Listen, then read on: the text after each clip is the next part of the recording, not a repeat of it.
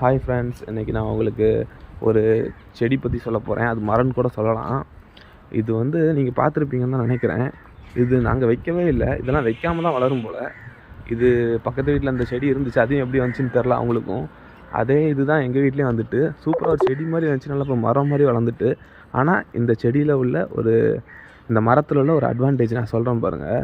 வீடு நம்ம பூட்டி வச்சுருந்தா கூட இந்த இடத்துல வந்து உட்காந்தோன்னா நமக்கு சாப்பிட்றதுக்கு நிறையா கிடைக்கும்.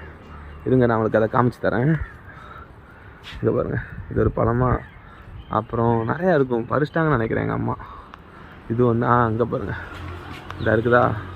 இதெல்லாம் ரொம்ப இனிப்பாக சூப்பராக இருக்குங்க. இதெல்லாம் சாப்பிட்லாம் நல்லபடியாக. இந்த ஒன்று இருக்குது பாருங்கள். இந்த மாதிரி நிறையா இருந்துச்சு, பறிச்சிட்டாங்க போல். கீழே கூட நிறையா சிந்தி கிடந்துச்சு. இந்த இருக்குது பாருங்கள்.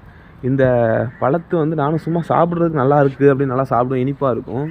இதை வந்து என்ன தெரியுமாங்க இதோட பேர் சொல்கிறாங்க? இது பேர் வந்து ஜமைக்கன் செரின்னு சொல்கிறாங்க. ஜமைக்கா நாடு தெரியும்ல, உசேன் போல்ட் நாடு, அங்கே உள்ள நாட்டில் உள்ள செடியும் அது.